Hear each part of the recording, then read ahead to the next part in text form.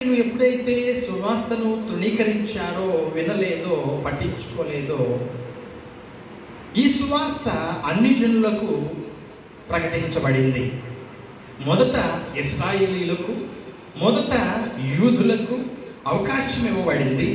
వారు సద్వినియోగపరచుకొని పక్షంలో, వారు దాన్ని అంగీకరించని పక్షమున ఈ సువార్త ఎక్కడికి వెళ్ళింది? బూదిగంతముల వరకు వెళ్ళింది, సమరయకు వెళ్ళింది, అన్యులకు వెళ్ళింది. అన్యులకు కూడా సువార్త ప్రకటించాలి అనేటువంటి కాన్సెప్ట్ దేవుడు పెట్టడం జరిగింది. అన్ని జనులకు సువార్త ప్రకటించబడాలి, అన్ని జనులు దేవుని యొద్దకు నడిపించబడాలి.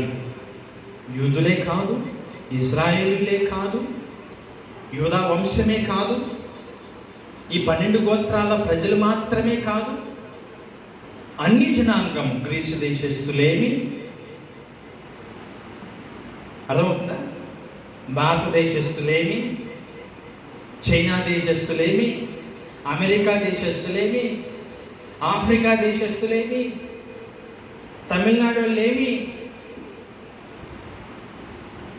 ఆంధ్రప్రదేశ్ ఏంటి, ఏ రాష్ట్రమైనా, ఏ భాష అయినా, ఏ కలర్ అయినా, ఏ ఊరైనా, ఏ దేశమైనా, అన్ని జనులు దేవుని యొద్దకు రావాలి.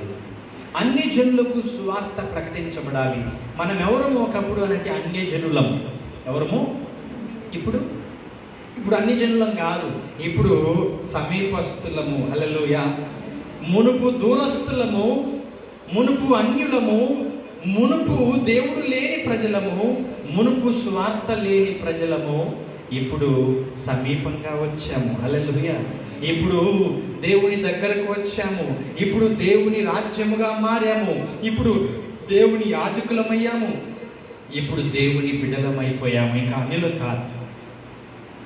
ఇప్పటికీ మనం అనుకుంటారు, నేను అన్యుడిని అని. అన్యుడు కాదు, ఇంకా నీవు ఇప్పుడు వచ్చేసావు ప్రభు దగ్గరకు.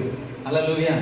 ఇప్పుడు నీవు ప్రభు చెంతకు వచ్చేసావు, ఆయన బిడ్డవైపోయావు, ఆయన రాజ్యంలో చేర్చబడ్డవే. అన్యుడు కాదు. సో ఇప్పుడు ఆయన రాజ్యంలో ఏ భేదము లేదు. యూదుడని, గ్రీసు దేశస్తుడని, భారతదేశస్తుడని, ఆఫ్రికా వాడని, అమెరికా వాడని, తెల్లోడని, నల్లోడని, పెద్ద కులమని, చిన్న కులమని, ధనవంతుడని, పేదవాడని, ఏ తేడా లేదు. దేవుని రాజ్యంలోకి వచ్చేసాం మనం ఇప్పుడు. ఆమేన్ చెప్పండి గట్టిగా. Praise the lord. దేవుని రాజ్యంలో కుల, మత, వర్గ భేదాలు లేవు. దేవుని రాజ్యంలో చిన్న పెద్ద తేడాలు లేవు. దేవుని రాజ్యంలో ఎటువంటి భాషాభిప్రాయాలు, భాషా విభేదాలు లేవు.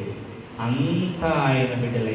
అందరూ ఆయన శిష్యులు అవ్వాలి, అందరూ ఆయన దగ్గరకు రావాలి, అందరూ రక్షించబడాలి, అందరూ దేవుని రాజ్యంలో ప్రవేశించాలి, అందరికీ సువార్త అందాలి.